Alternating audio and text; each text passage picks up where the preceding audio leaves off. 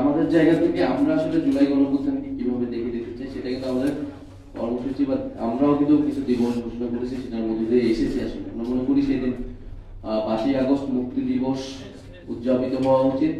একটা মুক্তি ঘটেছিল মানুষের, ছাত্র জনতা। আর নতুন বাংলাদেশ দিবস বা ইত্যাদি, এটা নিয়ে আসলে আমাদের বিভিন্ন পর্যায়ে নেতৃবৃন্দ কথা বলেছে। সরকারের উচিত সেটা পুনর্বিবেচনা করা। আর জুলাই গণঅভ্যুত্থান তো আসলে সকলের, জুলাই গণঅভ্যুত্থানের ধারাবাহিকতা বা লেগেসি নিয়ে হয়তো সরকার গঠিত হয়েছে, জাতীয় নাগরিক পার্টি গঠিত হয়েছে, আরো অনেক সংগঠন গঠিত হয়েছে। আসলে জনগণ বিচার করবে কে কতটুকু আসলে জুলাইয়ের আকাঙ্ক্ষা অনুযায়ী কাজ করতে পারছে। কিন্তু সরকার ব্যর্থ হতে পারে, সরকারের সাথে আসলে জুলাই গণঅভ্যুত্থানকে একাকার করে ফেলা উচিত।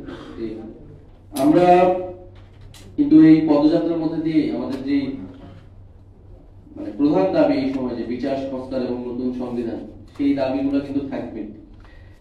এবং আমরা বিচারের বিষয়টা আমরা দেখেছি যে দৃশ্যমান হয়েছে। 5ই আগস্টের মধ্যে বলা হয়েছিল ট্রাইব্যুনাল থেকে যে গুরুত্বপূর্ণ মামলার যারা প্রধান আসামি রয়েছে তাদের ট্রায়ালের কার্যক্রমটা হবে।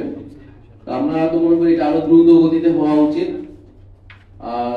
এবং একই সাথে আবার বিচারের প্রক্রিয়া যাতে সুষ্ঠু হয় সেটিও নিশ্চিত করতে হবে। এবং বিচারের যে রোড ম্যাপ, অবশ্যই নির্বাচনের আগে এই বিচার কতদিনে শেষ হবে, কোন প্রক্রিয়া শেষ হবে, পরবর্তীতে যারাই সরকারে থাকবে এই বিচার শেষ করতে তারা দায়বদ্ধ থাকবে, এরকম কমিটমেন্ট লাগবে। জুলাই সনদেও যে বিচারের রোড ম্যাপের বিষয়টি সেটি আসলে থাকতে হবে, এই দাবি কিন্তু আমরা বলে আসছি।